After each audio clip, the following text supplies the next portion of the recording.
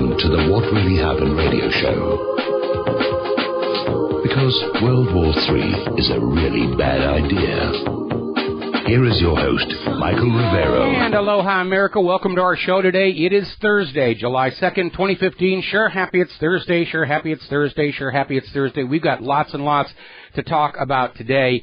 And the phone lines are open, 877-300-7645, 877-300-7645. Don is sitting in our control room, twiddling the dials, keeping us out of trouble, ready to answer the phone when you call on in. Quick program note.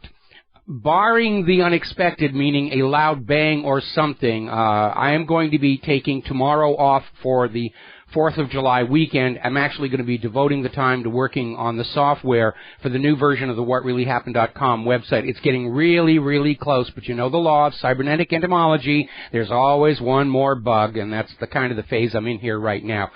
So there'll be a best of in this time slot tomorrow, unless there's a major event, and I'm holding the option of going live if that happens. But you know, it's a holiday weekend. Let's go on off and have a good time. If we can, I mean, we're getting the booga booga hammered at us by the corporate media. Earlier today, the Washington, D.C. Navy Yard was locked down over a report of an active shooter. That turned out to be complete bluff, but they're still rerunning the press conference about, you know, the emergency, and everybody's, you know, on it. They're basically hammering this idea, terror threat, terror threat, terror threat.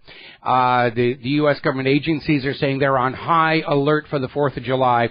So there is either somebody is considering a false flag attack, or they want us looking one direction over the holiday weekend while something really nasty happens in some other part of the planet. We're going to be talking about that a little bit later on. But with regard to this talk about, you know, impending terror alert and FBI agents telling all their friends to stay home, and everyone saying, oh, I'm not going to the barbecue, I'm not going to the sports event, I'm not going shopping or anything like that. The U.S. government has really put itself in a very awkward place.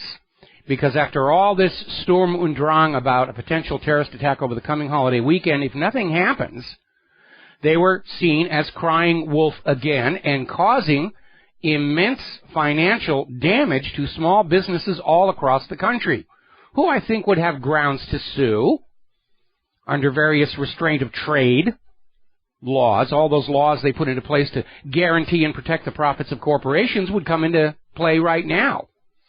And, of course, if there is some kind of a big bang in the United States over the weekend, the American people are going to see it as yet more proof that the FBI, DHS, TSA, NSA can't protect us from acts of terror. Complete waste of time, energy, taxpayer money, and space. So there really is there's no win situation out of this corner they have put themselves into. All righty, we're going to take our first phone call. Arrow in the Netherlands. Aloha, welcome to the show. What is on your mind? Hello? Hello, you're on the air. Hello? You are on the air. Okay. Yeah, you were like okay. I just want to make a notice very quickly. This is a saying. I just wrote it on paper. A monetary reform act to reissue the notes where they initially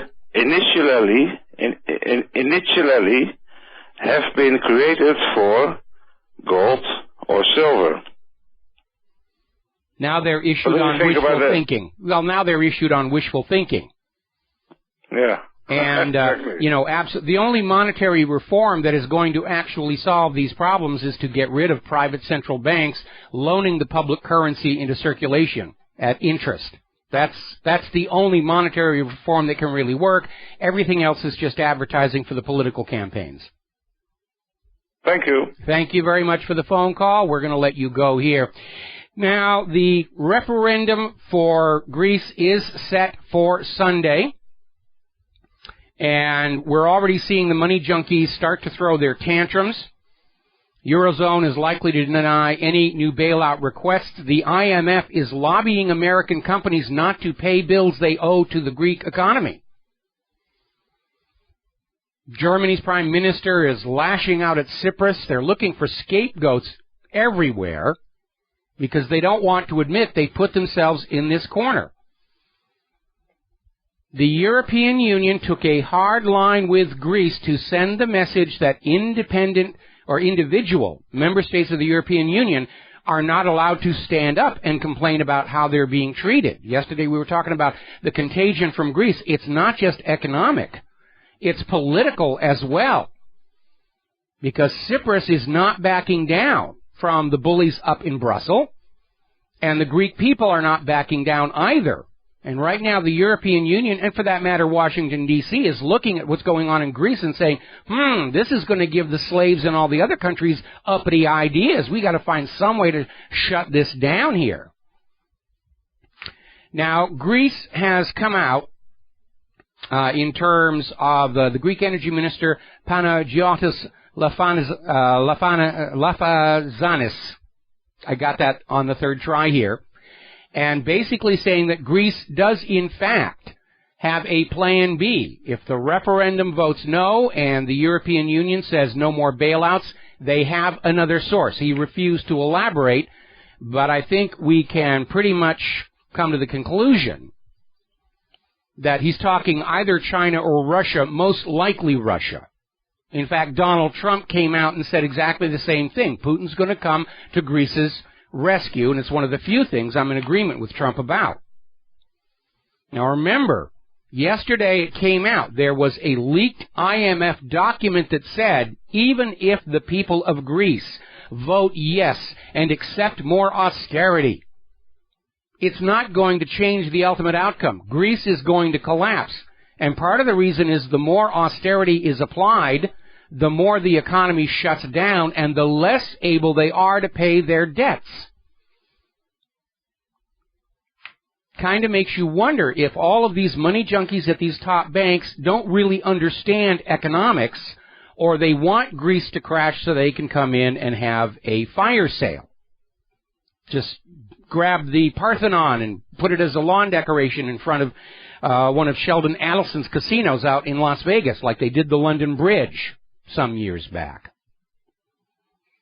Now, the Pope has come out expressing his concerns about the Greek debt crisis.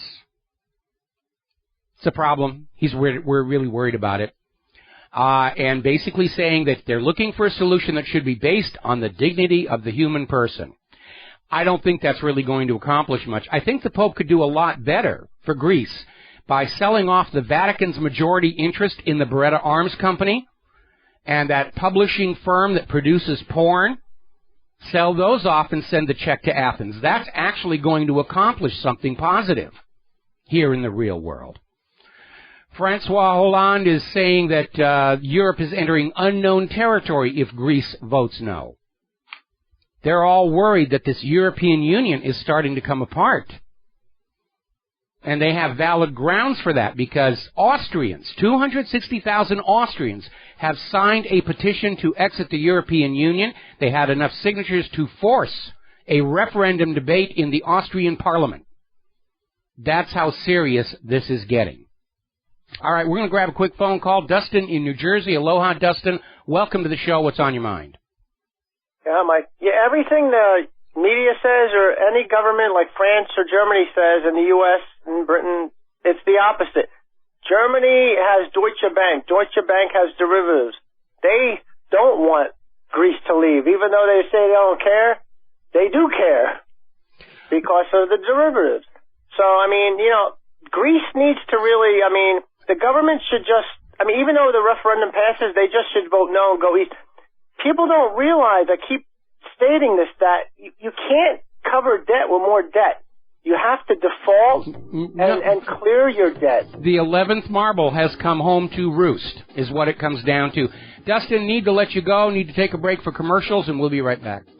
Aloha, America. Welcome back to our show here, and it looks like the new national sport of Greece has become dumpster diving.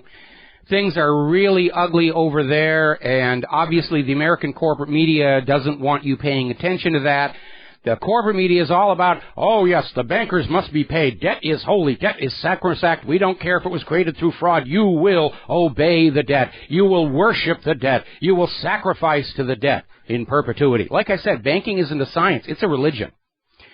Now, up in Ukraine, the head of the Donetsk People's Republic is out there saying that Novorossiya will be created soon. That they're on track to basically have their own nation, which, by the way, they are guaranteed the right to do that under the United Nations Universal Declaration of Human Rights. Self-determination is a recognized human right. If the government you have 3,000, or in my case 6,000 miles away is not doing a good job, you have a right recognized by the United Nations to break off and form your own country. And as members of the United Nations, the United States and Ukraine are in violation yet again. Now, Kiev is still continuing to violate the ceasefire. They are shelling the city of Gorlovka, and apparently they've started several fires. They may be using incendiary rounds. And again, this is just collective punishment for refusing to live under their recently installed, as of last year, U.S. puppet ruler. All righty, we're going to grab a real quick phone call. John in Barbados, aloha, welcome to the show. What's on your mind? Hello, Michael. Yeah, I'm looking at Ukraine, I'm looking at Syria, I'm looking at various other places. All these little, if you like, attempts by the U.S. administration to changing the regime seem to be falling apart. I mean, what I've been reading lately is that the Syrian army and Hezbollah are making massive gains against ISIL and the other Takfiri terrorists. And in Iraq, the Iraqi army plus the Kurdish militias are also making massive gains. Well, you know, this is why we have Prime Minister David Cameron is saying that Britain's going to go in and conduct airstrikes in Syria against ISIS. Of course, we already know that when Great Britain and the United States fly into Syria, they're not bombing ISIS, they're bombing Assad's forces and airdropping supplies to ISIS. It's a huge fraud, and we all know that's what they're doing, and they know we know, but they're stuck with the official story, no matter how silly they look. Well, according to what I've been reading, Michael, Russia now is saying, well, you know, we're going to be backing Syria and they're going to get the weapons they need to stop this nonsense. I wouldn't be surprised. Brilliant move by Putin. A brilliant move, because with the U.S. officially claiming that ISIS is the real target in all of these countries, Putin's coming in and saying, I agree, ISIS is bad. I will help you against ISIS by arming the legitimate government of Syria against them. The United States can't respond. They can't say anything critical about it without exposing the fact, their duplicity to the world, those few people who still don't know that's what's going on. And it was a brilliant move by Putin. What I'm looking at as well, Michael, is this nonsense with Greece. We know that the central bankers, particularly, and the other mercantile banks, are terrified, because if Greece does, as expected, just pull out of the euro, the derivatives become immediately on the hook. Well, we're already seeing the financial firms who sold the derivatives mounting their new strategy to deal with that. They're already talking about this in regard to Puerto Rico, which is in default. And the Wall Street firms that sold credit default swaps against Puerto Rico's debt have said it's not a default, it is a payment moratorium. And we don't have to make good on all those credit default swaps, while there's still a possibility that Puerto Rico will resume payments somewhere in the next 300 to 500 years. And so they're screwing all the people who bought those credit default swaps, and if they keep on doing it more and more, the entire derivatives market's going to implode. I would think the derivatives market is bound to implode with that scenario with Puerto Rico and Greece. And now we're looking at other nations that are in terrible trouble, Italy and Spain, for example. Well, the problem is in the financial sector, because fraud is so commonplace and accepted, everybody's buying the credit default swap saying, well, I know they're cheating on these, but they're going to cheat these other people. They're not going to cheat me because I play golf with them on Wednesdays. Wishful thinking. It is. That's exactly what it is. Wishful thinking. when these things start to fall apart. The people with the power and control, they're going to go after money where they think they can find it. And, I mean, they've given up trying to get any more money out of the working and middle class of the United States of America. And now the 1%ers are starting to prey on the 5%ers. And the 5%ers better wake up that that's what's going on. I'm looking at another scenario. Russia and China now are buying gold like there's no tomorrow. It's been out of the news for a while, but if you look at the exchanges, it's going ahead big style. Yeah, they are, and it just underscores the fact something's going on because the spot price of silver and gold is still being held down. Don't want you to desert your bank accounts and your stock portfolio. And, of course, as long as the government is holding that price of gold down, China and Russia are going to pick it up at bargain rates. And, by the way, so should you be. But it hammers home the normal laws of supply and demand are not in force for much of the economy anymore. Obviously, gold is in demand. Russia wants it. China wants it. Certainly, the New York Federal Reserve wants it to make good on all the gold they took from their depositors and mislaid.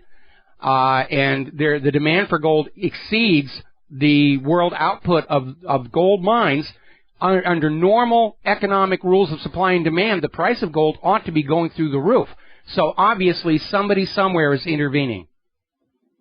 Yeah. Well, the thing is, with this Austrian vote, with the 260,000 signatures for this referendum, I mean, the dominoes in Europe are already falling. Right now the leading candidate in the coming French presidential elections is campaigning on a Eurozone exit for France, and he's got a lot of support. They're not going to be able to keep this thing together much longer. And their downfall was when they set up the European Union, they built into it a self-destruct device called the European Central Bank. That's why it's coming apart. Okay? John, got to let you go. Got to take a break for commercials. Got another caller waiting on the line, and we will be right back. Aloha, America. Welcome back to our show. We're going to go right back to the phones here right now. Andrew in New York. Aloha. Welcome to the show. What's on your mind? Hey, Michael. What John said about, Vladimir Putin said that he would help Syria. Yes. Well, I'm not really sure because, I remember during the Iraq invasion, they said that Russia would come in defense for Iraq, but they never did. So we're never sure. This is Russia has announced they are going to be supporting Assad's legitimate government of Syria against ISIS. And see, if Russia had come in during Iraq, they would have been seen as adversarial to U.S. interests. And under this current move, even though Russia is actually opposing U.S. interests, because the U.S. created ISIS to go on in and to justify wars and conquest all over the place. As far as the public perception is supposed to be, Russia is now on our side against those evil ISIS people who torture kittens and tear tags off of couch cushions and pass gas in the elevator and everything. And so the U.S. doesn't have any kind of a handle to politically or publicly oppose Russia in this decision. I think Russia may give Assad some few weapons, but let's see if the U.S. decided to attack Syria and Iran. I don't think they will come to their rescue. I think Putin is playing it low key, and at some point, the U.S. is trying to goad him into a war. The U.S. is going to go on attacking Russia's international strategic allies and assets until Putin is going to be forced by his own government and people to respond. That's what the U.S. wants to do. Remember how the U.S. goaded Japan into the attack on Pearl Harbor. There was an 8-step plan crafted by the Office of Naval Intelligence. It was written by Lieutenant Commander Arthur H. McCollum. And it was an 8-step plan for Roosevelt to do all these little provocations against Japan. And McCollum was chosen because he'd lived in Japan, he understood their psychology, and all of these little provocations, to the American sensibilities, they were minor trivial issues, but they were deep insults to the Japanese mindset. And Roosevelt spent all of 1941 implementing these 8 measures, and after he implemented the 8th one, Japan attacked at Pearl Harbor. That's how Roosevelt tricked us into the war. which was really all about aiding his buddy Joseph Stalin against the emerging Nazi economic empire. Also, a lot of people state, like, there's been an analysis to say that even though, like, the U.S. is inducing China and Russia to attack, but they say they might try to convince China to turn against Russia in a war. That's not going to work. That's absolutely not going to work. China and Russia are making very strong economic ties. They are an economic bloc at this point. I think Russia and China are going to avoid war as long as they can because they can see very clearly the Western banking system and the United States and the EU are in the process of collapse right now. And so Russia and China don't need to prevail. They merely need to survive. Okay? All right, thanks, Mike. All right, we're going to let you go. All righty, getting on back to the news here. Now, flashback to April, and as a reminder of who the belligerent party here is. Last April, it was reported in Russia Today, the Pentagon's new military strategy called for the preservation of U.S. dominion over the world. That's their mindset. We, the United States of America, are ruling the earth. And this Pentagon report basically went in there saying, we're great, we've got all this, we've got all of these things that make us the ruler of the world, but those advantages are being challenged. How dare these other countries think to even entertain the possibilities of fantasy of living without U.S. domination of their country? How dare they challenge the might of the American empire? We used to hear such arrogance out of Rome just before they fell apart. And so that tells you what the official Pentagon agenda is. Rulership of the entire world for the United States of America, which, when you look at what a lousy job they're doing within our own borders, is not something other countries want. So we're seeing all of this constant pounding of people around the world who refuse U.S. puppet rulers.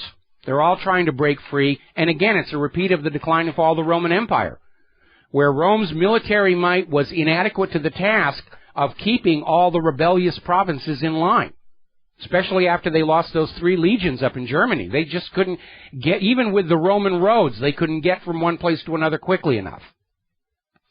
So I'm looking at this article that's over in the Daily Sheeple, and it's basically saying something I've commented on before. The United States is woefully unprepared for a war with Russia, because since 2003, the U.S. has been fighting counterinsurgency actions.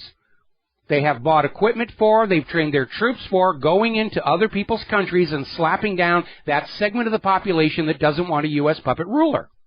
And they have not been building the necessary weapons and carrying out the necessary training to go head-to-head against a military peer. They've been spending the money in a completely wrong direction. Yes, they have a very powerful, effective counterinsurgency force, which is stuck in quagmires all over the globe right now.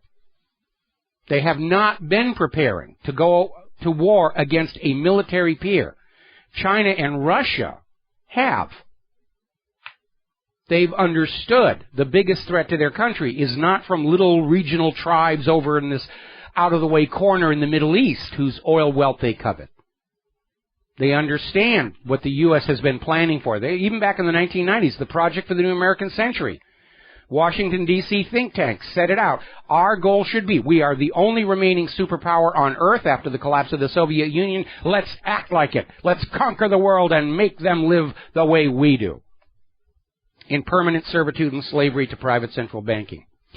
Now, a lot of people are still talking about this apparent false flag terror attack over in Tunisia, and they're starting to dig out some of the information. And it turns out this shooter who went in there and shot up the place came from Libya, was apparently part of the group that was sent in to get rid of Gaddafi.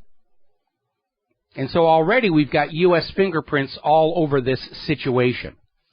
Now, Israel is still out there proclaiming to the world that their recent act of piracy in the Mediterranean was carried out peacefully, non-violently. They just went in, captured the ships, which is a crime in and of itself, towed them over to Ashdod. A video has come out proving that once again Israel is lying to the world. It was a violent seizure. The humanitarian aid workers were being beat up. They were being tased. And the video has gone viral. Israel has deported some of the more high-profile people on there. The former president of Tunisia, a couple of other aid workers. The vast majority of the passengers who were on those aid ships are still being in prison. They're still in Givon prison in present-day Israel.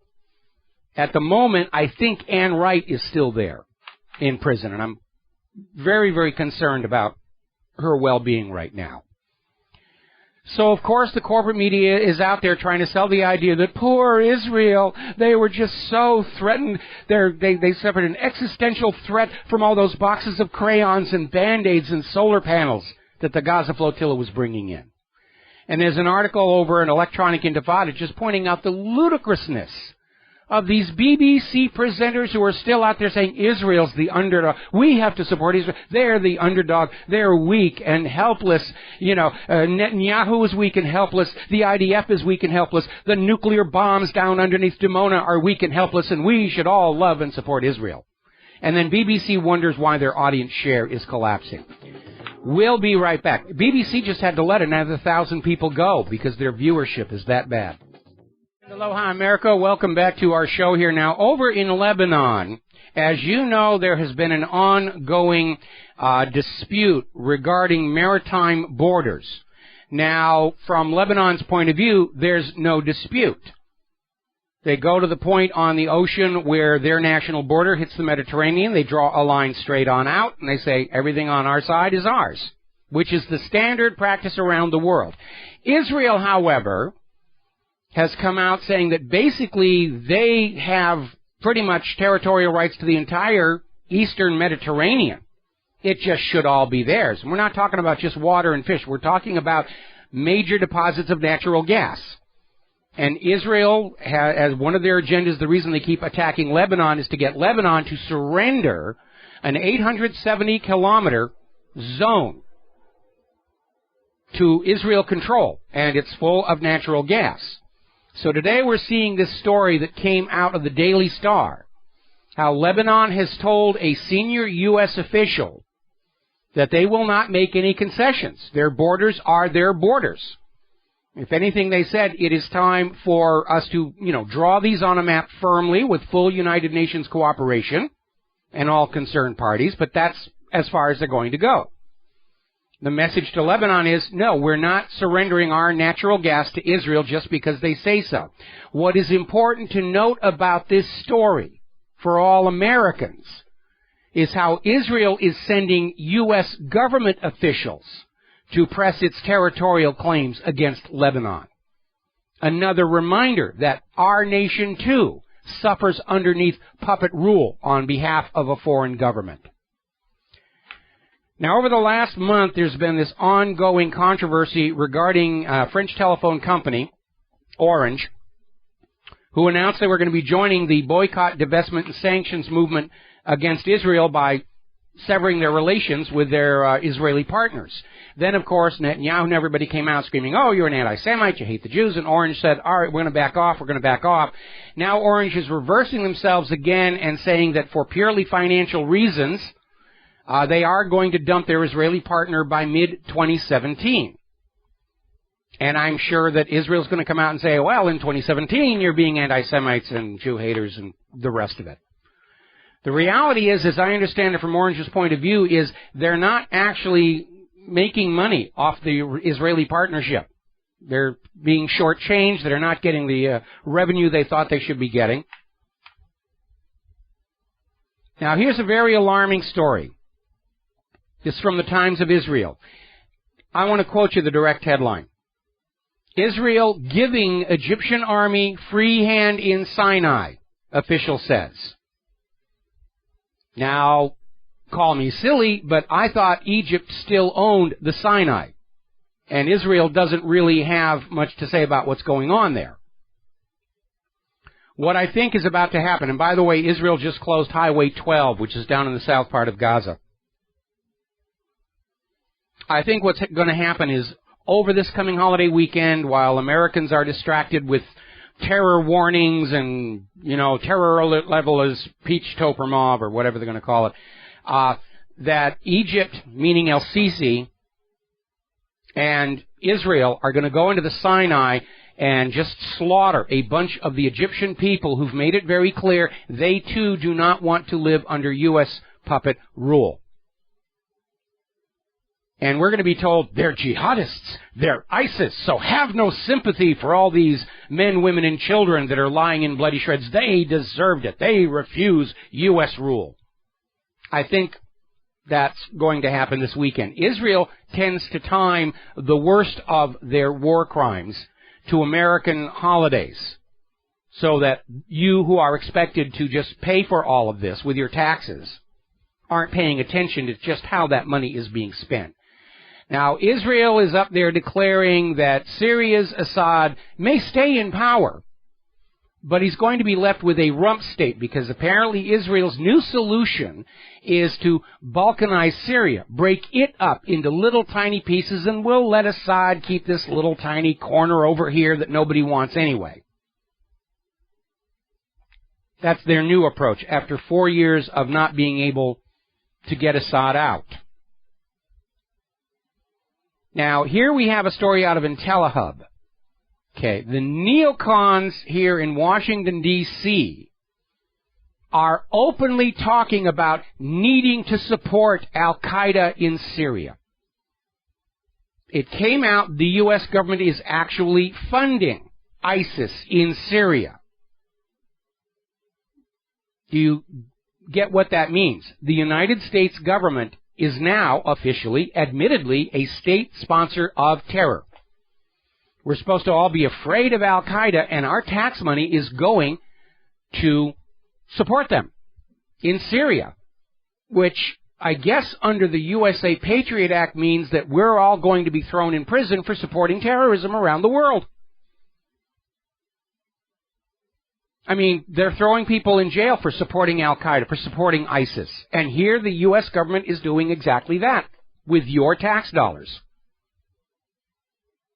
Remember what I said about the propaganda being self-contradictory? Here's another example. Al-Qaeda is bad, except in Syria they're good. We have to give them your money. ISIS is bad and evil, except in Syria. They're on our side there. And what are they doing over in the White House? Planning foreign policy with a dartboard? Or worse, a Ouija board? The spirits say we have to attack Monaco. Anyway, over in Syria, one of their Christian leaders has basically come out with a statement. This is the Patriarch of Antioch, Moran Mor Ignatius Afram II. He's saying, do not militarily intervene to defend the Christians, because one of the excuses we're being told we have to go into Syria is, the Christians are under threat from ISIS. And we have this church leader saying, no, you will save the lives of Christians by stop giving weapons and money and supplies to Al-Qaeda and ISIS, who are massacring the Christians. The whole world understands this hoax being perpetrated by the U.S. Al-Qaeda and ISIS were made-up enemies. Just like Emmanuel Goldstein in George Orwell's 1984. The government creates an enemy and says, we must work to fight the enemy. And then you find out the enemy is actually part of the government. To trick you out of your money, to trick you out of your obedience, and worse, to trick you out of the lives of your sons and daughters in uniform. U.S. is continuing airstrikes against Syria, against ISIS, nudge, nudge, wink, wink, say no more, but somehow those bombs are always hitting Syria's financial infrastructure, refineries, pipelines, things like that Assad needs to run his country. Those bombs are just so inaccurate and unreliable. We were aiming at the bad guys, and just somehow we keep blowing up all these infrastructure assets here. The latest propaganda coming out now, this was over in the Washington Times no less. ISIS is nearing Syria's chemical weapons stockpile, and the United States is unprepared for a coming ISIS chemical attack. You know those evil Syrian chemical weapons that Obama and Kerry kept insisting Syria had, and it turned out they didn't? And everything in Syria that could be used to make chemical weapons was all surrendered by Syria and destroyed as part of the Russian peace deal? Those non-existent chemical weapons, and now they're out there saying ISIS is going to get them. They're going to bring them and use them on you, the American people. There's a part of me that's very glad that U.S. government propaganda is being written by ad agencies and public relations firms because they're so bad at it. Now, according to Human Rights Watch, the Saudi airstrikes that are continuing in Yemen do, in fact, violate international law. First and foremost, the ban on collective punishment of a population for refusing to accept a designated puppet ruler, which is what Yemen is all about. The United Nations is out there saying millions of children are facing disease and malnutrition in Yemen from the ongoing campaign. It's collective punishment. That's what's going on. Little children are suffering in this argument over whether Yemen will be ruled by its own people or a U.S. puppet ruler. I think it kind of sucks. Got to take a break for the news. We'll be right back. Aloha, America. Welcome back to the show. We're at the top of the hour. This is our second hour here. Fox News is leading with the threat of ISIS. ISIS, ISIS, ISIS, ISIS. They're going back over the fact that the Department of Homeland Security and the Federal Bureau of Idiots are out there screaming, there's going to be a terror attack this week. We're pretty much convinced of it. Oh, if you really know, go arrest them before they do it. It's outright fear-mongering, and I was looking over at CNN, and they're carrying the story about how the Pentagon says we're going to be at war for the rest of your lives, and you might as well just get used to it. My goodness. Okay. Now, there's an article over at the originalantiwar.com. U.S. intervention will only make Middle East turmoil worse. And they're absolutely right. They're talking about, remember, when General Wesley Clark blew the whistle on what was really going on, this was all about conquering the Middle Eastern oil nations and shackling them to the U.S. petrodollar to end with Iran in 2008. Obviously, they're off the timetable. But the reality is all of these wars are not going well. Can't get Assad out of Syria, going back into Iraq for the third time, still stuck in Afghanistan, had to go back into Libya, having to go back into Yemen. Pakistan and Somalia are completely unstable. This isn't working. But unfortunately, we have a government which is institutionally incapable of admitting they messed up. The plan isn't working. All right, let's talk about Cuba. U.S. and Cuba have agreed to reopen each other's embassies, reestablish diplomatic ties. I think it's about time the U.S. stopped kicking that little island nation around because of something that happened almost a half a century ago. Needless to say, the old-time hardliners out there, we can't be friends with Cuba. They sponsor terrorism. They do all kinds of bad things. Now, let's really be honest about what's going on. If the U.S. agenda is, as it appears, to provoke a war with Russia, making friends with Cuba makes good sense, because back during the Cold War, the fact that Cuba was a Soviet presence close to the United States was a problem, leading to the Cuban Missile Crisis. Making friends with Cuba right now basically takes Cuba out of play in a coming confrontation with Russia. I think that's the reason Obama did it. It's not because it's time to let the Cuban people free from their suffering from the U.S.-imposed embargo for daring to kick out our U.S. puppet ruler, which is exactly what it's about. The U.S. engineered the dictatorship of Batista, who just sold Cuba's agriculture to American corporations for well below market prices, PepsiCo, United Fruit, so they made huge, huge profits while the Cuban people actually growing that produce were driven into hardcore poverty. Cuba was wide open not only for the CIA, power projection into the Caribbean, but organized crime. In fact, I noticed just this week they've been stripping the second Godfather movie, which talks about how organized crime went down to Havana and they set up hotels and casinos free of any kind of regulatory interference from the United States of America. It was the days of the donkey shows and all that other stuff going on. Until finally the Cuban people said, this U.S. puppet rule is kind of a raw deal. And they kicked Batista out, put Castro in, and a lot of people don't remember this. Castro's first move as the leader of Cuba was to try and open diplomatic relations with the United States. But the United States was throwing a tantrum. How dare you kick out the puppet ruler we gave you? And they imposed the embargo, tried all these covert actions to try and get Castro out of power, culminating with the disaster at the Bay of Pigs. So, it sometimes seems that along with that dartboard, U.S. foreign policy is being decided by measuring the length of certain genitalia.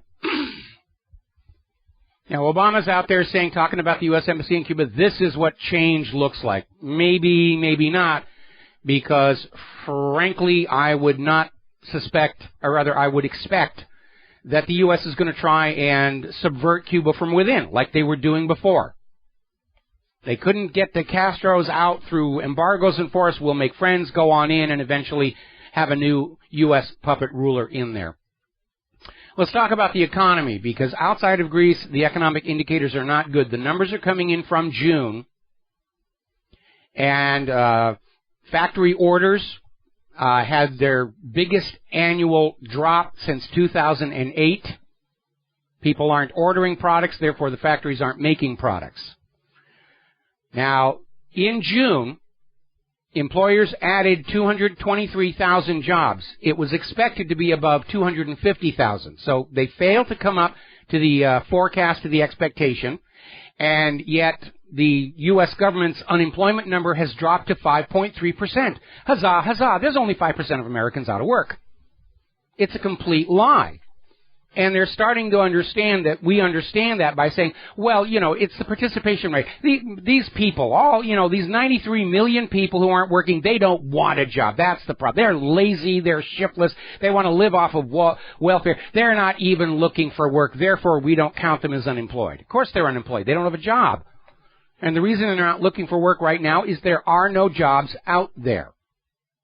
The top 4 job categories in this country, in terms of volume, are paying less than $10 an hour. It's virtually minimum wage.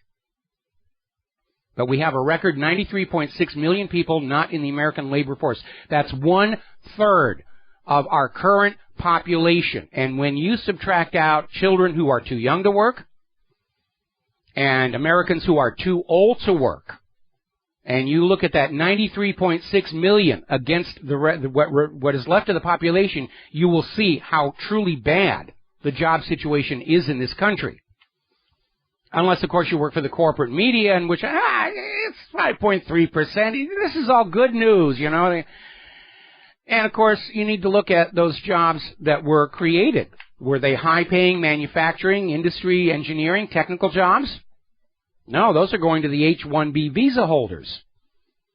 These are all minimum wage jobs. And the real part of the economy for the working class America, middle class America, is not how many jobs have been lost or gained, but how many high-paying jobs were lost to be replaced by low-paying jobs.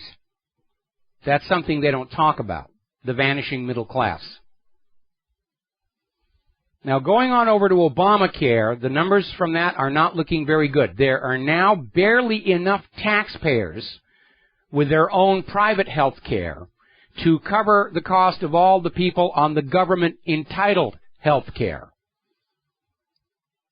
And that's ignoring the fact that because of all the problems with the website, there is a paperwork nightmare out there where people aren't actually getting the health care coverage they thought they had. Or the paperwork is lost in limbo. And for people who are going to a hospital with a serious illness and they say, I'm signed up, we can't sort out the paperwork, you're going to have to wait. This is costing people timely treatment. It may be costing some of them their lives. There's a big stink over at the VA where this guy was going in to get treatment for the veteran. Serviceman wanted to get treatment for post-traumatic stress disorder, was told point blank by the VA people, we are not accepting new patients. Department of Justice has opened a probe of America's commercial airlines for collusion and price fixing, because we all saw the fuel prices drop by 40% during this engineered oil price war. Airline ticket prices didn't respond. And the Department of Justice is saying the airlines are agreeing with each other to limit the volume of passenger traffic in order to keep the airline ticket prices high and generate runaway profits. We'll be right back. Hi, America. Welcome back to the show here. And this political correctness thing is going on. They're bashing on Trump for some comments he made during his presidential announcement, and they're misquoting him. I'll be talking about that later in the show. Now they're showing a clip of Obama back in 2013 saying, I think we should change the name of the Washington Redskins. Do you not have more pressing concerns for the nation than sports teams' names and flags, Mr. President? Apparently not. There was a funny movie made a while back called Deal of the Century with Chevy Chase and Sigourney Weaver. And it's about arms salesmen in this South American country. And there was this funny moment where the leader of the South American country was going on TV and saying, I'm sorry, we're going to have to raise taxes. And the fault of this are all those women who are wearing pants at work. And so I'm passing a new law saying women must wear dresses. And the absurdity of it, you would laugh. But we're here right now. They can't fix the economy. They can't get out of these military quagmires. But they're going to get angry about sports teams' names and flags, and we're going to ban this TV show. And that's it. That right there tells me we're in the final stages of the history of the United States of America. Let's grab a couple of phone calls here. Sean in Seattle. Aloha. Welcome to the show. What's on your mind? Hey, what's up, Mike? I wanted to ask you about the official national debt, but you just reminded me of something, which is Albert Pike's statue, who arguably founded the Ku Klux Klan on federal property. Nobody seems to be aware or concerned about that right now, which I think Trump's I think it's a lot of nonsense. You know, there is a statue of John Wilkes Booth in Central Park in New York. Nobody's screaming about taking that down because he, in theory, killed a president. Yeah. Anyway, what I really wanted to ask you was, apparently the Treasury, has kept the official national debt flat for almost 3 months now. Yes. Every day it's at 18.1 trillion. Yeah, it's just hovering below the congressionally mandated debt ceiling, and we have not seen the government, stop its spending binge, from which we would conclude that that number over at the Treasury Department website is like the unemployment number. It's a completely made-up fiction to reassure us that everything is okay, or at least it's not getting any worse. But it very, very clearly is. And I think, you know, we kept hearing all this talk about raising the debt ceiling, and we put out the counter-argument about, you know, it's time to ask why our government borrows money at interest from a privately owned bank when the Constitution allows the government to create and issue its own interest-free money. So they backed off the raising the debt ceiling, and I think the goal is that if they can get a real shooting war going with Russia and China, then all the brakes come off and they'll borrow like crazy and spend like crazy to save the world from those godless, homophobic Russian people. And we'll be off and running. But it is out of control. And in addition to the officially acknowledged U.S. Treasury debt, there's something like $200 trillion in unfunded liabilities. The federal government's been trying to dump those onto the state budgets. The states don't have the money. A lot of that is tied up with Social Security, the VA benefits. They're running out of money there. That's why there's this big scandal about the VA hospitals are not accepting new patients. And they're screaming about Social Security reform, which is a government speak for we ran out of the money we were supposed to be saving for your retirement because starting in the Clinton years, we just spent it all as general revenues and figured somebody else had put it back in.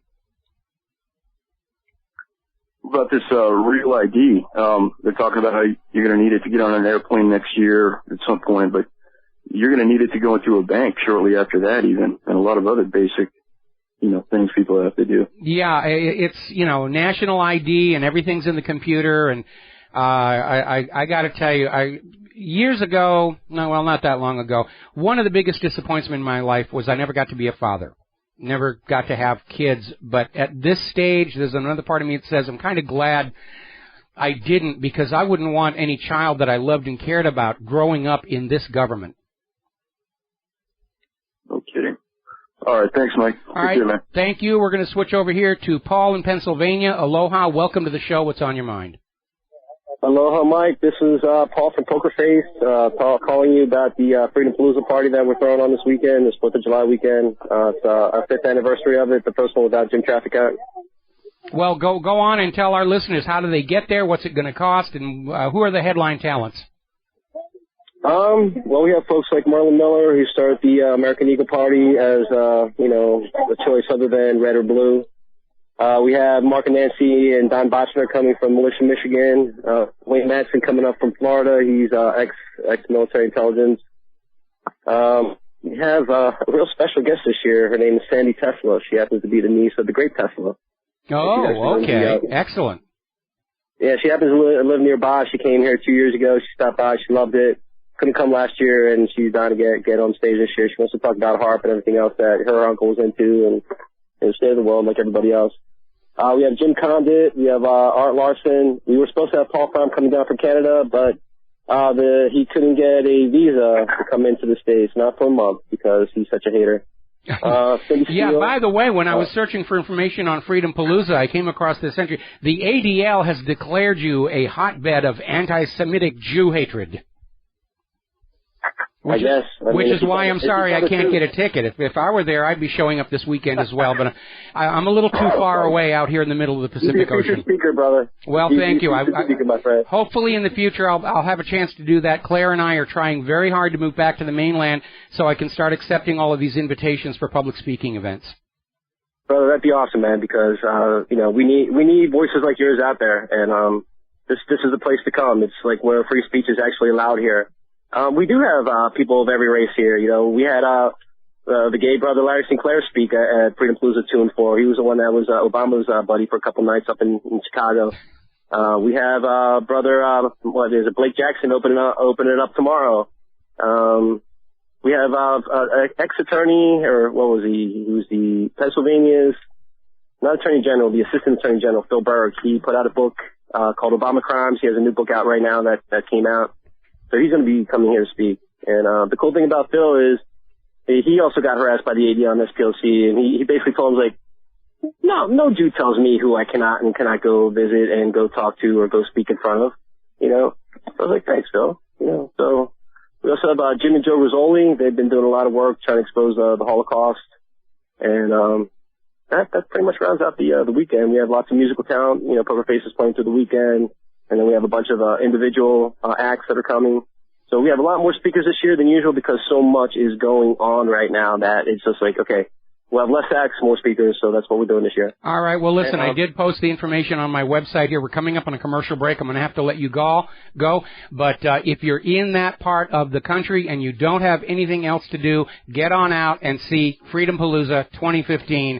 It's going to be a gathering of people who value and respect the truth and reject tyranny and lies. We'll be right back after these words from our sponsors. Aloha, America. Welcome back to our show here. Now, the numbers for the economy, of course, are being fiddled around.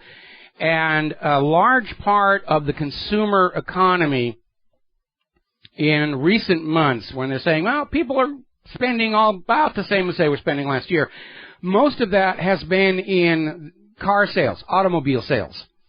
And they have been brisk, and those numbers have overshadowed the decline in other areas of consumer spending, TVs, hard appliances, and so forth. The reason auto sales have been brisk is because of the subprime auto loan. In other words, having learned nothing from 2008, the banks are out there trying to stimulate the economy by offering car loans to people who need a new car or a used car. Zero down, don't have to really document how you're going to pay this thing back. Just here, take the money, drive your car home, and send us the money every month. And just as in 2008, with the subprime mortgages, we have a growing problem with the subprime auto loan bubble. And it is a bubble. And the lenders who were making those subprime auto loans are taking record losses on these loans right now. And they were doing it to prove that the main driving force of the U.S. economy, the consumer, was still out there. See, there are people out there who are buying cars and all these other things, and it's all being done with cheap credit. And it's all powered by people who will take out these loans because they don't have a choice. They have to buy a new car. They have to buy this or that.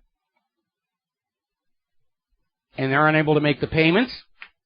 The loans default. The lenders get in trouble and scream for another bailout. What a wonderful little scam they got going. Oh, yes, we'll always get the American taxpayer to cover all these losses. That's what they're there for. Now, as you know, Puerto Rico is on the verge of a default. Actually, they're in default for all intents and purposes. And Puerto Rico has basically declared a bond payment moratorium. This was being announced in Zero Hedge. And it's an interesting turn of phrase. And what I think is going on here, and I mentioned this earlier on the show in one of the phone calls, this is how all those Wall Street firms that sold trillions of dollars in credit default swaps are going to get out of that, because they don't have the money to pay the claims. Derivatives are not regulated like regular insurance. The companies that sell these derivatives don't have to keep cash on hand to pay claims. That's what happened to AIG when the mortgage-backed security fraud imploded in 2008. And the holders of all those derivatives, those swaps on the mortgage bundles, started pounding on the door saying, you owe me this money. And AIG said, we don't have it. We sold those things when the economy was booming. We didn't think we were ever going to have to pay off on those things. And AIG collapsed. And we have been hearing rumblings from Wall Street for quite some time that they're looking for a way to get out of their derivatives exposure, which is horrendous. They just went to town selling these things and taking the money and having a really good time. But the derivatives exposure is something like $90 trillion across Wall Street itself, a big chunk of it on Europe, but they've been selling swaps on everything around the world. And whether or not a default has happened triggering the payment on the swaps is decided by a private little committee made up of representatives of those very same financial institutions that sell the credit default swaps. And so there have already been several notable instances where a business collapses or a government collapses or they can't make payments, and the holders of the credit default swaps will knock on the door and say, pay us our money. And this little committee will say, well, it wasn't really a default, so we don't have to pay you. And so far, it's been on a small scale, and obviously the corporate media is not going to talk about this. So this idea of calling what's going on in Puerto Rico a bond payment moratorium is another rhetorical trick to not have to pay on the credit default swaps. We're hearing the same thing over in Greece, where they're saying it's a deferred payment situation. It's not a default. The fact that they didn't make the promised payment on the promised time, it's a deferred payment situation. We're not going to have to honor the credit default swaps because Greece and Puerto Rico will, we believe, we assume, we hope, we pray, start the payments up again somewhere in the next 60, 70, 80, 90 years. When they do this little dodge enough times, when they cheat enough of their purchasers of these swaps where they can't keep a lid on it anymore, the entire derivatives market will implode. They're really stuck. There is no way out of this mess other than shutting down all private central banks around the globe that loan the public currency into circulation at interest. We need to restore economies for every nation where the public currency is handled as a public utility, the way the new United States did when it was started, because that works for the people and the nation. So, now Barack Obama is out there promising you all that the events in Greece and Puerto Rico are not going to cause a financial crisis. Okay? He gives you his promise, his word of honor. And you can believe him about this. Just like you believed him when he said, if you like your health insurance plan, you can keep your health insurance plan. If you like your doctor, you can keep your doctor.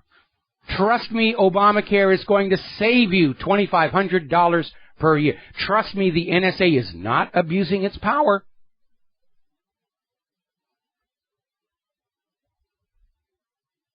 And on and on and on. Now, over in Illinois, they have a big problem with their school pension plan. If you are a school employee in their school district, there's a pension plan. And everybody who works for the schools has, during their entire time there, paid into the pension plan.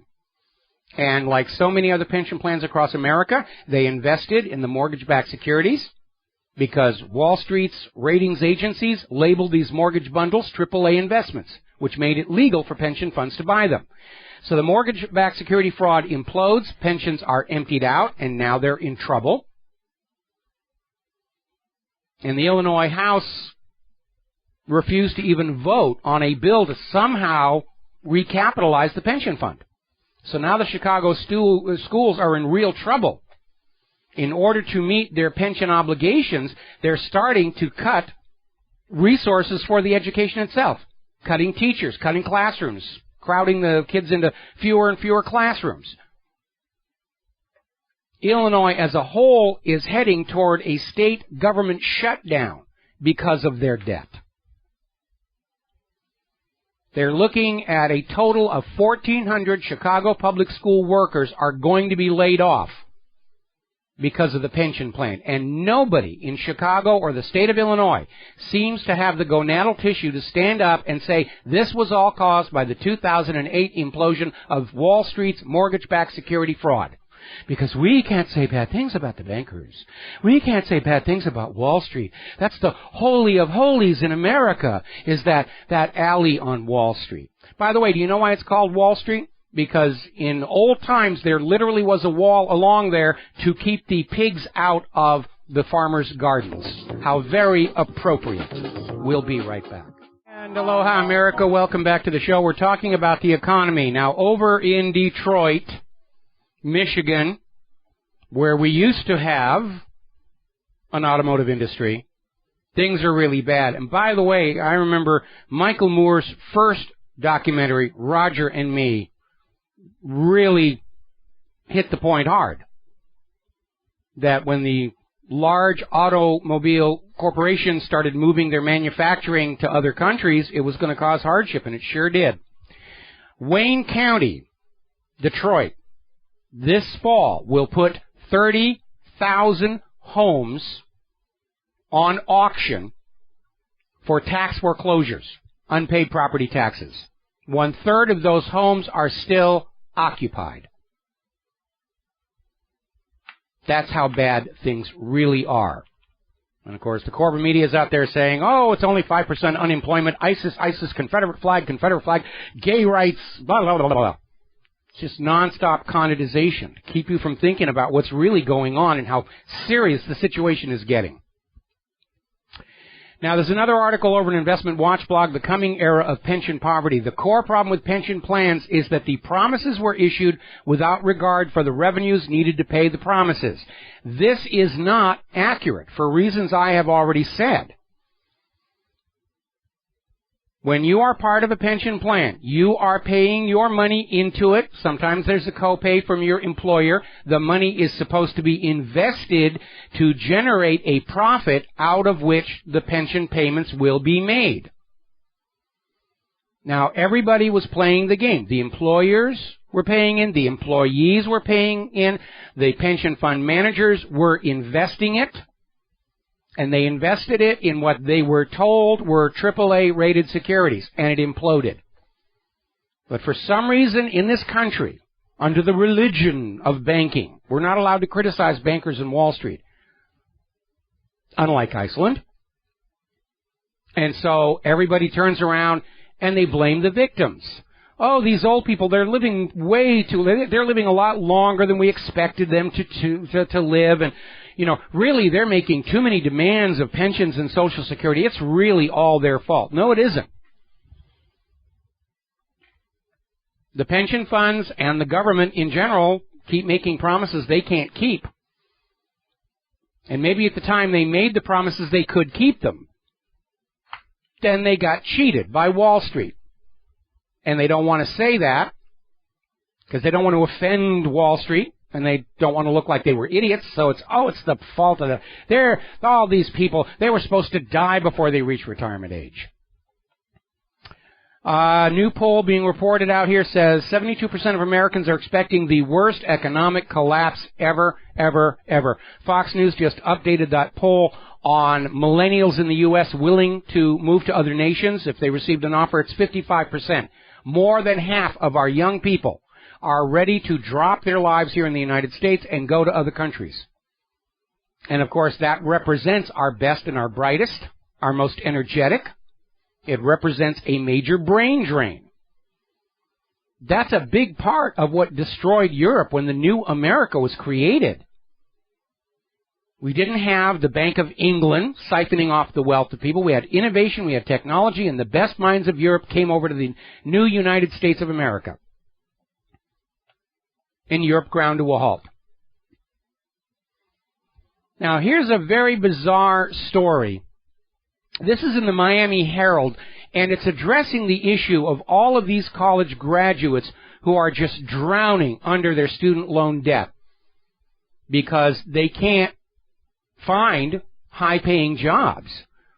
But the spin from the Miami Herald is, well, they weren't managing their loans correctly. They have to have the right mix of loans to avoid that debt trap. See, it's all the fault of the victims here. It's all the fault of the victims.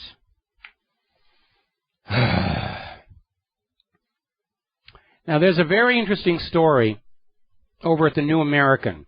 Apparently, along with everything else that he's done, President Obama has issued 19 presidential directives that changed the laws as they were passed by Congress, which he's not supposed to do under the Constitution. All the president can do is veto or not veto the laws created by Congress. But Obama has issued, since he was inaugurated, 30 presidential policy directives, 19 of which are classified, not just from the American people, but even from the Congress. How are we expected to obey the law and pay for it if we don't even know what that law is? How is Congress supposed to know what they're doing when anything that they pass can be rewritten by the president in secrecy, and even Congress doesn't know it's been changed? Now, along with all this other PC nonsense, they're still making a big deal over the Confederate flag. How some people see it as a symbol of Southern pride rather than a symbol of racism. And I think it really comes down to this situation, okay? I have certain symbols and certain ways I feel about it. And if you feel differently about the symbol, that is your First Amendment right. But you don't have a right to come in and tell me how you see my symbol and demand I tear it down. That crosses the line from freedom of speech into tyranny. And all of this is just more of this constant distraction. The global economy is melting down, and everybody's making a big deal about the Confederate flag. And as we pointed out yesterday, what is popularly described as the Confederate flag, field of red, 2 crossed blue bars with white stars, was never actually the official flag of the Confederate States of America. It was used briefly as a naval ensign on the Confederate Navy. That was it. That was its only official use. But it's a very pretty design, and people just sort of glommed onto it. But it's not really the flag of the Confederacy.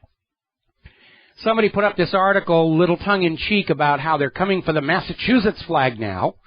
And they have a list. They basically show all 50 of the state flags and point out where there is something in every single one of them that will be offensive to some minority group. So if we keep on going down this slippery slope of banning the Confederate flags, renaming the Redskins, and all the rest of this nonsense, this nation will be reduced to a constant shade of gray from one coast to the other. No features, no details, nothing of interest. Just all blurred together in the name of not offending anybody at all about anything. Part of the push about the Confederate flag is somebody is still out there trying to build race hate between whites and blacks, keep us divided against each other so we don't unite against our common enemy, which is the Federal Reserve and the complicit U.S. government. And so it's not too surprising we saw this story over at Raw Story, where supposedly there's a new training camp by the Ku Klux Klan, and they're developing a mighty army of white nationalists, and they're inviting them to 5 days training in July. This reeks of COINTELPRO. This is obviously some kind of a government psyop to remind us all the KKK is out there. Now remember, there was a big stink out in Colorado where somebody hung a sign on a black church saying KKK, this and that, all you black men are targets, and it turned out it was a black activist. They caught him and arrested him. This is all being manufactured to keep us angry with each other, fighting each other, and not uniting against the real problems. Or at least keep us looking in the wrong direction as the economy continues to unravel and the money junkies look for a way to dump the costs for it on we the people. DJ in Atlanta, I'm going to take you real quick. We're almost at our news break. What's on your mind? Oh, thanks for taking my call, Michael. Just a quick comment here. I was doing a little bit of research, and I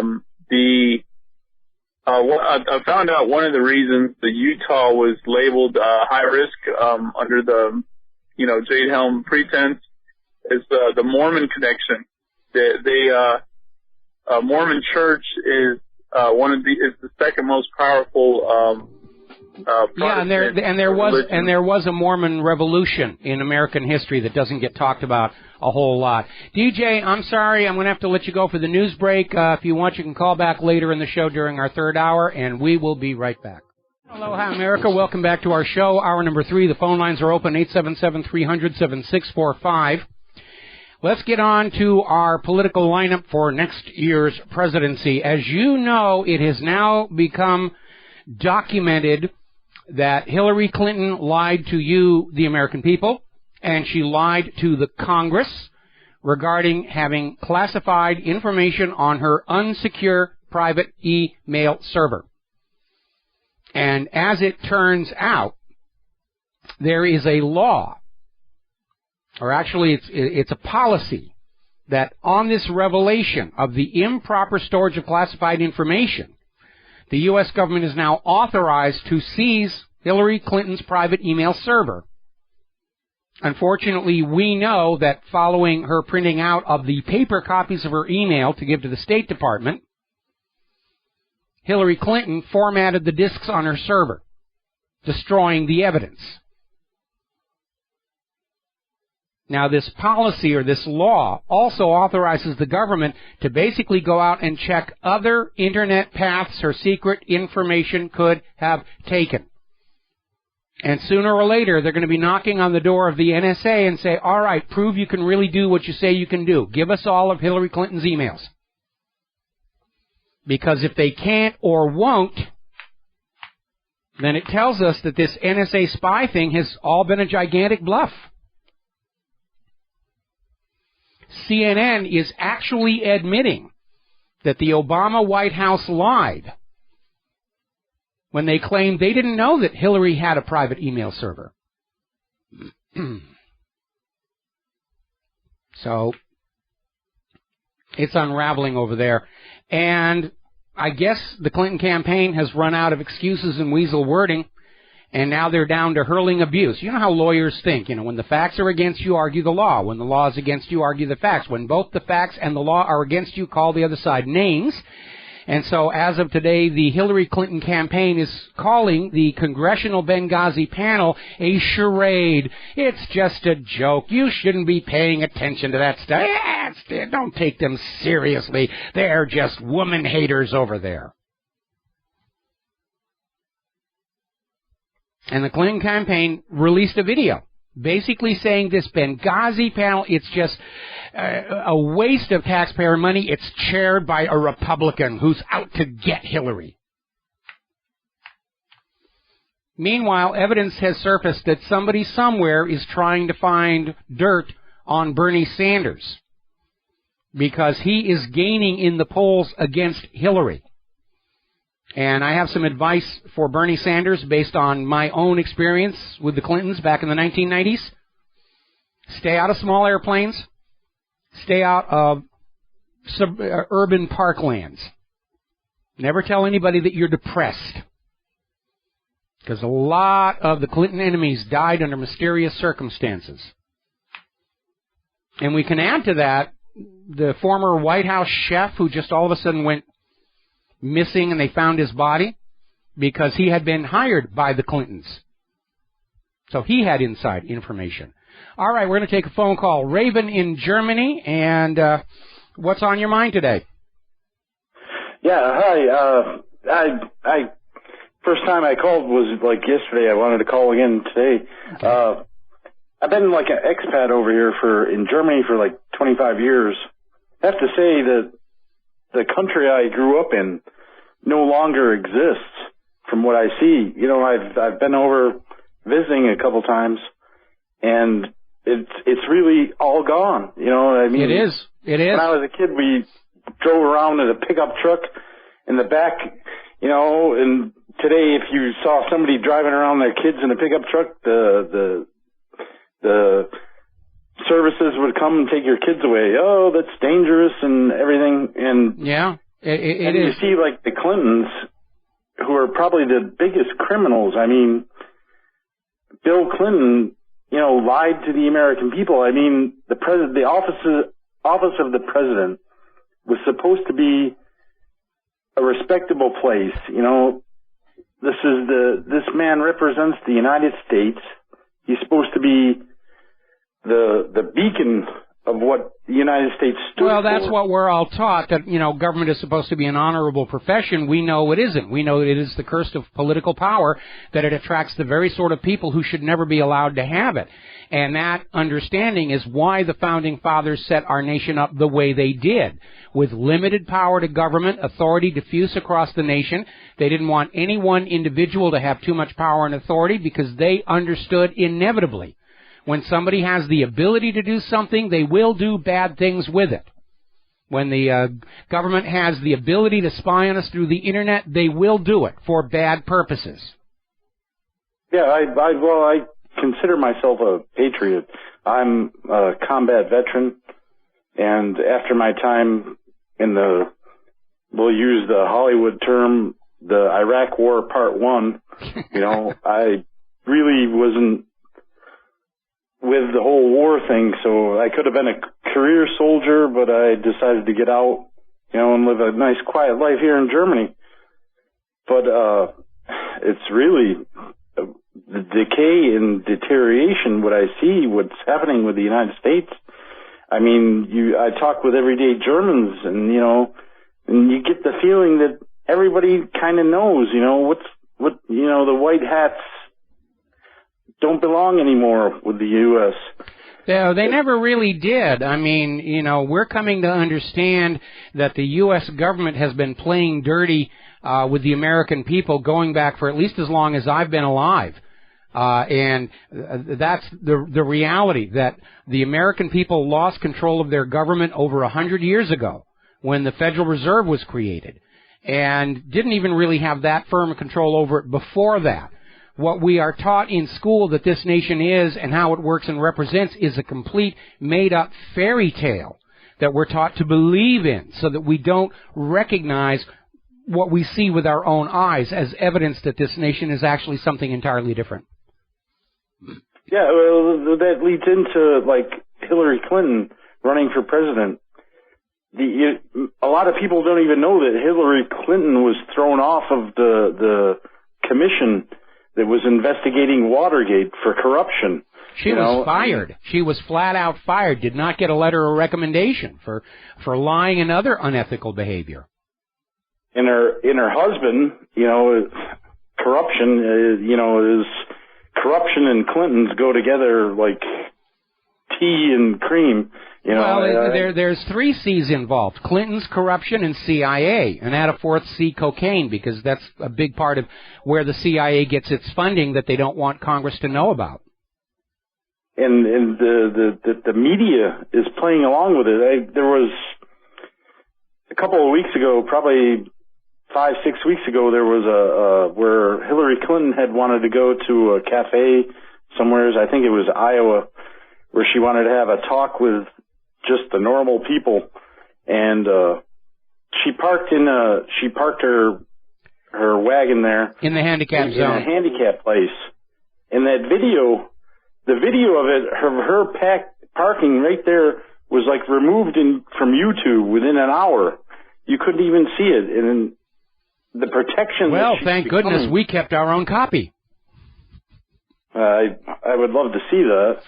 Don't worry, you will. It's going to be featured in the Epic of Clinton Mess, which is the project I'm launching on as soon as I finish getting the new version of WhatReallyHappened.com up and running. She puts out this image that she's for the little people, but but all the money junkies are giving her supporting. Oh, sorry. Yeah, I was going to say, she's putting out that image to appeal to the voters, but she's taking all these millions and millions of dollars from all the money junkies, Wall Street, Sheldon Adelson. And then she goes, after meeting with the normal people, she goes off shopping at Bergdorf Goodman. We got to take a break for commercials. Thank you for the phone call, and we'll be back in a few minutes. Hi, America. Welcome back to the show here. Now, Rand Paul is out there making history. He is the first major party presidential candidate to actively seek donors in the newly emergent legal marijuana industry. So I guess he's just not all bad. Now, the media is mounting a hatchet job on Donald Trump. Personally, I think he's treating it as a joke. I don't think he really wants to be president. He just wants to say that he ran for president, and I would certainly never vote for him. But somebody somewhere apparently sees him as a real threat because he's got enough money to effectively buy the election if he actually does want it. And they're going after him supposedly for racist comments that he made in his presidential announcement. And they're rephrasing what he said to say that, all Mexicans are drug dealers and rapists. He didn't actually say that. And we've got this situation where NBC is cutting the contract with him, the city of New York is looking at cutting contracts with him, and everybody's piling on to the Donald. Okay? What he actually said, and this is accurate, because I've said the same thing.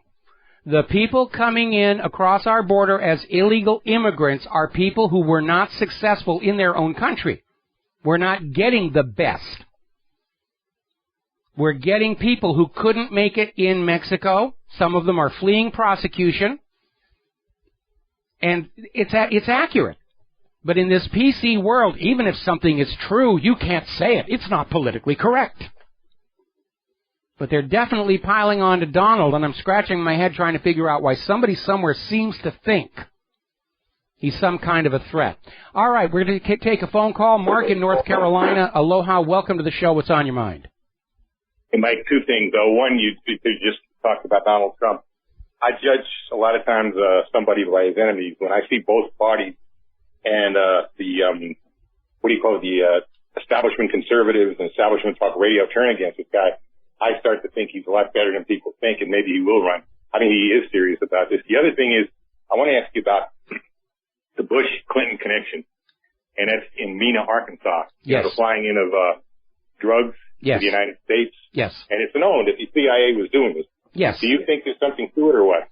Oh, of course there's something to it. I mean, there have been a number of really good books and articles about it. There was an article that was done for the Washington Post called The Crimes of Mina, and it was actually cleared for publication in the Washington Post by their legal department because Sally Denton and Roger Morris, who wrote the article, based it on a treasure trove of documents they had recovered from Barry Seal after his assassination.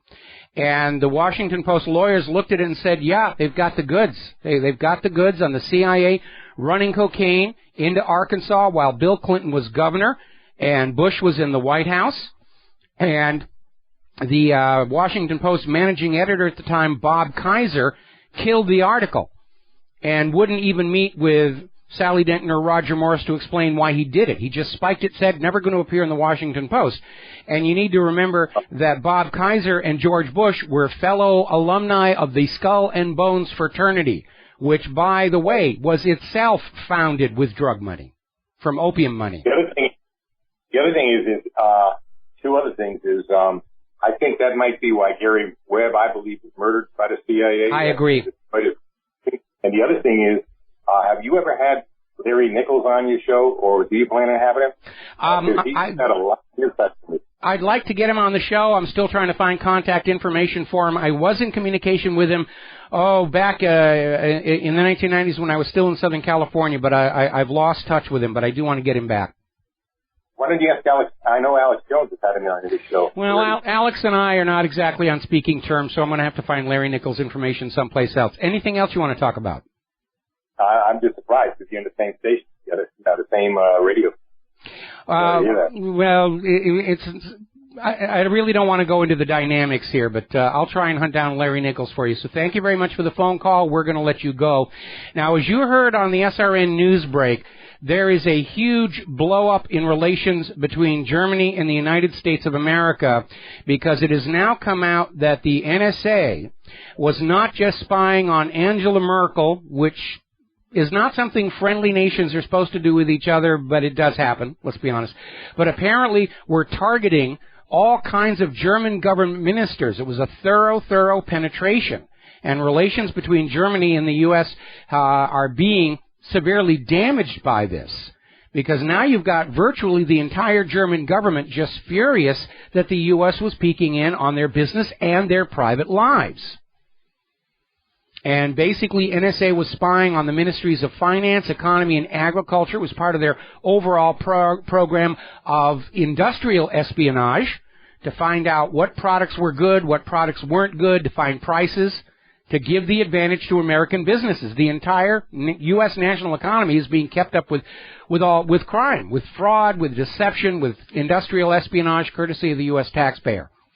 Now, the German media has gone so far as to describe the United States NSA spying as a reminder of the Gestapo in Nazi Germany.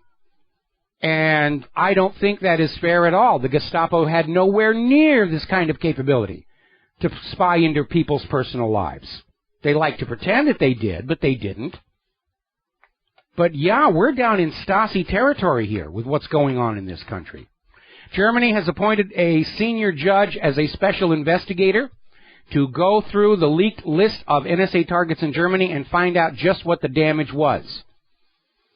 Now, considering that Germany is supposed to be a friend, there's not supposed to be a military purpose to the spying, and spying on behalf of making your domestic businesses successful over German business, that's just seen as dirty pool.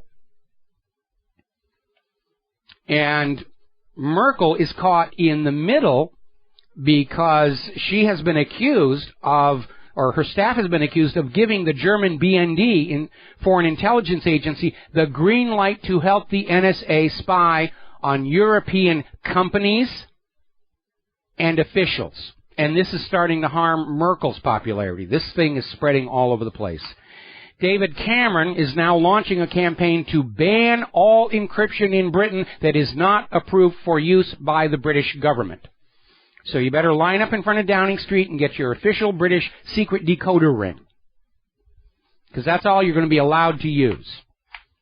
Probably dig up Alan Turing's machine to read everybody's codes. Okay, let's see. Governor of Nebraska wants drug testing for everybody applying for welfare. Okay. Now, we have been talking, actually we're coming up on a commercial break. When we come on back, we're going to be talking a little bit about police brutality and human-caused global warming. And aloha, America. Welcome back to our show. Now, over the last couple of months, we have been talking about police brutality against the American people, and it's out of control. One of the figures that has been very difficult to come by is how many innocent Americans are murdered by the police every year. It's obviously not a number the government wants to control or publicize or admit to. And over at the FBI, they claim that there are 460 fatal police shootings a year going back to 1976. Well, that's kind of odd because we've already had 462 and the year is only half over. Now, the numbers are very fuzzy. One thing we do know, the American police are murdering more innocent Americans than terrorists are. The American police have murdered more innocent Americans than all these serial killers and mass shooters that are being wagged at us. It's a major problem. Now, there's a big stink taking place. It's reported over in Refreshing News 99. There was a story about a week ago where there was a police officer trying to shoot a dog and hit a 4-year-old girl. And that's bad enough. The update to the story is he left without offering help to the little girl he'd shot. The parents were very upset. They basically made a big stink. They found the officer involved, and they're screaming all over the place about it. Now, there's another story over in Blacklisted News. A survey of 382 U.S. law enforcement agencies shows a far greater concern about anti-government activists than about Islamic terrorists. Fox News is still going, ISIS, ISIS, ISIS, ISIS. What they're really afraid of is people who don't love the federal government, who doubt the federal government's proclamations about the unemployment rate and human-caused global warming, and are otherwise thinking those double plus ungood thoughts. They really are afraid. Another story from the second most hated agency in the government, the TSA. They seized $75,000 in cash from a traveler. They tweeted a picture of it. Look what we got. We got $75,000. And they confiscated it. And the guy was under suspicion for no crime whatsoever other than carrying too much cash. That apparently has now been declared a crime in the United States. You can't have cash. That cash should be in the bank so they can put it against their reserve requirements and keep the economy going. How dare you have that much money in your possession? And we know the bankers don't want you to have cash. If you've got cash in your pocket, they can't use it, they can't take it. Now, there is a pushback going on to this whole civil forfeiture situation. Over in Montana and New Mexico, their state governments have passed a law that says there will be no civil forfeiture unless there is a criminal conviction. In other words, if a Montana police officer pulls you over and you're carrying $5,000, unless they can arrest you, charge you, and convict you of an actual crime, it's hands off. And it should be that way. This nation used to operate on a principle called the presumption of innocence for whatever you were doing. The government wasn't allowed to question you, look into your life, do anything unless they had evidence of an ongoing crime based on oath or affirmation or physical evidence that a crime was taking place. Now, Obama is out there capitalizing on the shooting at the Charleston, South Carolina church. He's out there pushing his anti-gun agenda. Now, he's not going to get a lot of support from a certain quarter over in CNN because one of their, I think, former media people and her husband were the victims of an attempted armed robbery at a motel where they were staying. And they carry guns. And there was a shootout. The husband got hit. He's in the hospital. He's okay. The perpetrator died at the scene. And so I think at least for these two figures in the corporate media, they're probably going to be a little more pro-gun because that's what worked for them. Because once again, the police were not there to prevent the crime. They were not there to thwart the crime. The police are never there to prevent the crime. They show up after it's over. They pose for the newspaper photographers over the bloody bodies and say, "We promise retribution," which, by the way, also does not happen in this country. The last statistics I heard were that a person committing a crime for the first time, doesn't have a record, has less than a 1 in 30 chance of ever being questioned or arrested. That's the reality.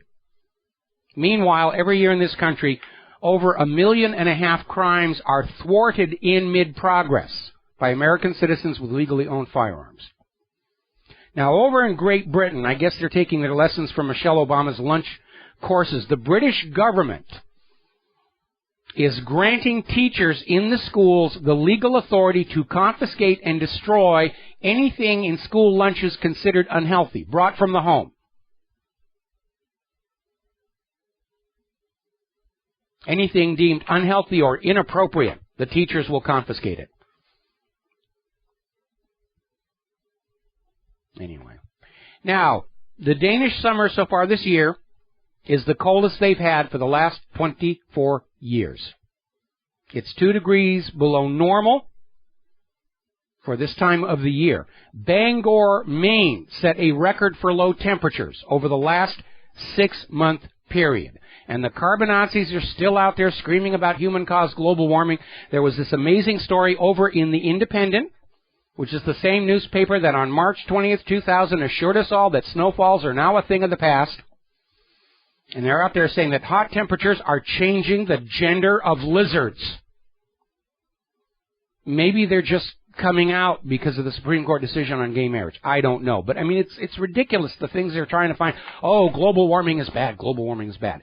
Now then, over at Stephen Goddard, they've called bovine excrement on the BBC. Because yesterday, the BBC was out there with a banner headline saying that yesterday was the hottest July day on record in Great Britain. Now, Great Britain has kept careful temperature records at the universities for centuries. And some people went back and looked at them and showed that yesterday was nowhere near the hottest July day ever. Wasn't even close.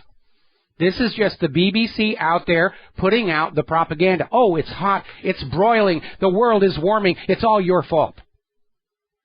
They're absolutely unashamed, unrepentant liars. And you need to take it upon yourself. Whatever the government and the media is telling you, go out and find for yourself. How many times do you have to be lied to about unemployment or global warming or whatever before you realize you live under a government and corporate media whose job it is to lie to you to get what they want? We all have to become our own best analysts, our own best scientists. We have to learn how to think for ourselves and solve problems and figure out what's gone wrong with this nation. Because the government's never going to admit they've made a mistake, and the job of the corporate media is to tell you everything is just fine, except for human-caused global warming, which you're expected to pay for. Now, British Petroleum has finally reached a settlement with all the Gulf states that suffered harm over the oil spill back in 2010. $18.7 billion.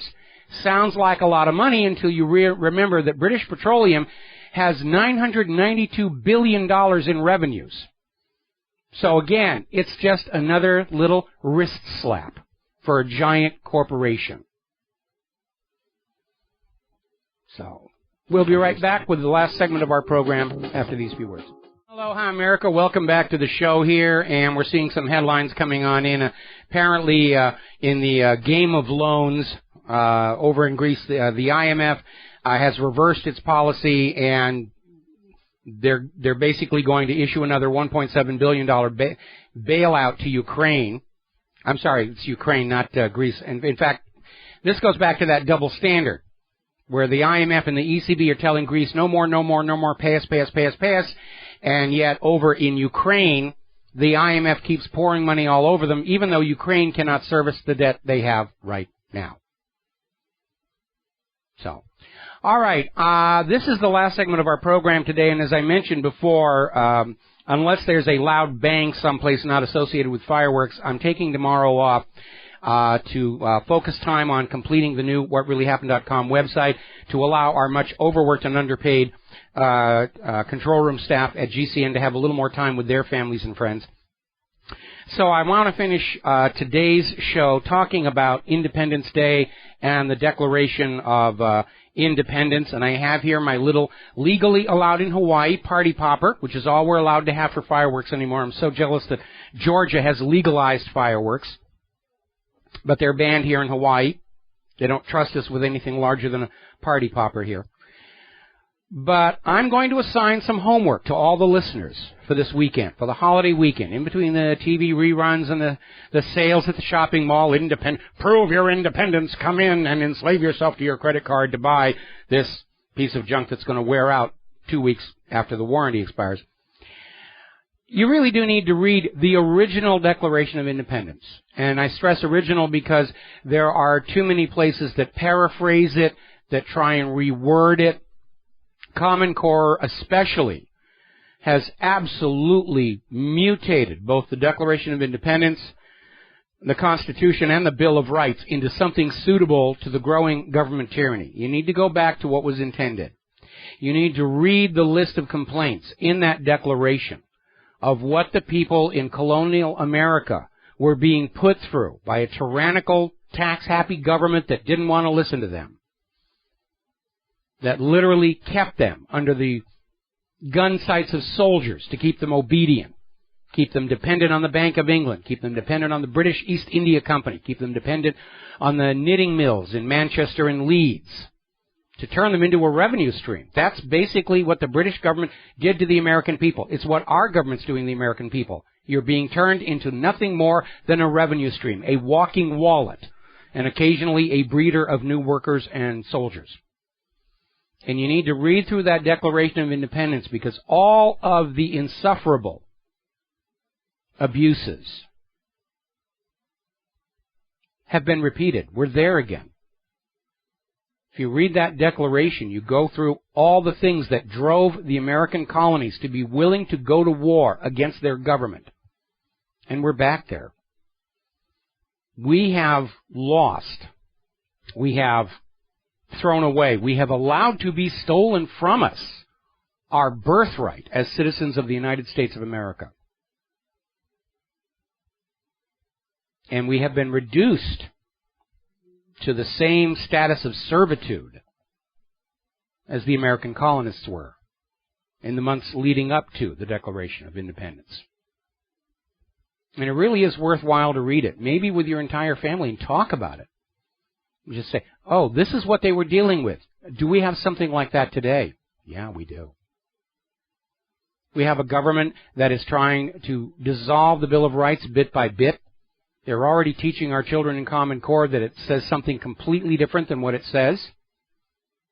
Common Core is teaching our children that the Second Amendment says you can have a gun only if you're in part of a government militia. That is not what the Second Amendment says. The government is trying to find ways around the First Amendment with free speech zones that you can be confined to, where you can say whatever you want. You're just too far away from anybody to hear you. Now they're trying to undermine freedom of speech by saying, oh, there has to be a hate speech exception, that you can say whatever you want, but if they can find just one of 330 million Americans who is offended by what you're saying, well, then you're not allowed to say it anymore. The NSA has completely eradicated our Fourth Amendment right to privacy. The government has long ago exceeded the limits of the 10th Amendment, and the presumption of power and authority to the American people guaranteed by the 9th Amendment is now gone. Your country is being stolen from you bit by bit and sold to the highest bidder by the United States Congress. And the highest bidder now is, well, the large multinational corporations who are trying to bring about corporate governance of the world.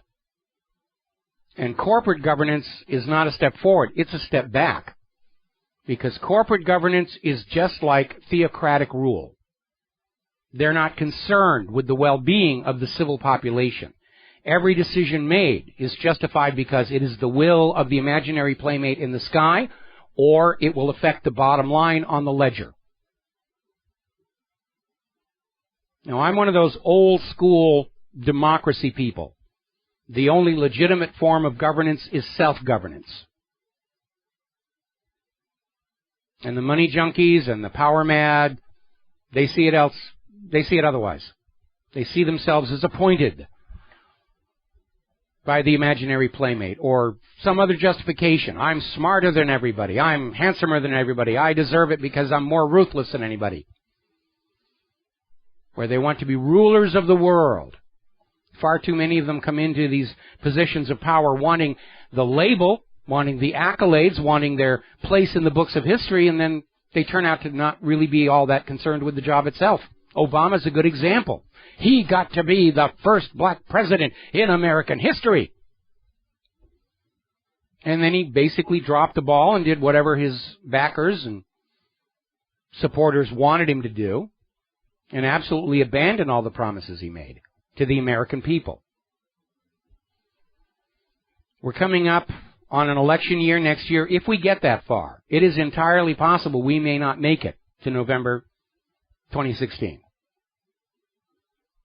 But as we go into that election year, I think the American voter really needs to be very honest with themselves, like that expat from Germany who called on the phone. You got to be honest with yourself. What has this nation become? Are you proud of it? Is it a government you really want your children to have to grow up in? I think you, like most of your fellow Americans, are going to say, no, this is not what America is supposed to be. It's not what the United States is supposed to represent. We're not the moral leader of the world anymore. We just have more bombs and guns than anybody else. And even that may not prevail. We're being led into another world war to enrich the money junkies, to drag the world back to the dominion of the United States of America. And I'm absolutely convinced the U.S. is going to lose this next one. And along the way, between starting the war and final capitulation, they will use the nuclear weapons. A lot of people will look at science fiction predictions or dystopian movies and say, wow, that's really bad, but it'll never happen here.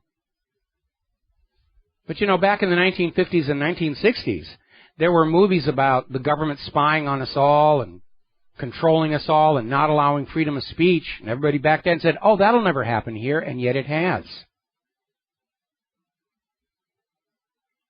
I'd like to be optimistic about the future.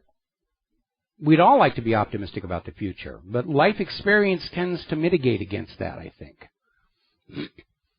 We need to understand, given the quality of people attracted to positions of political or financial power and authority, that things left to themselves will get worse until that point when we, the people, stand up and say the evils have crossed over that line from sufferable to unsufferable. So as we wrap up this show today, again, your homework for the weekend, sometime over the weekend, read that Declaration of Independence. Remember the reason we went through all of that and what Independence Day really means. Because it means something a lot more than hot dogs and beer and sales down at the local mall. There's the music. Time for me to get out of here and get back to working on the website code. We'll be back on Monday here on the Genesis Communication Network. Until then, stay safe. Have a good holiday weekend. For those of you who do have access to fireworks, be very careful. Fire extinguisher, they can bite. Have a good weekend. Aloha, America.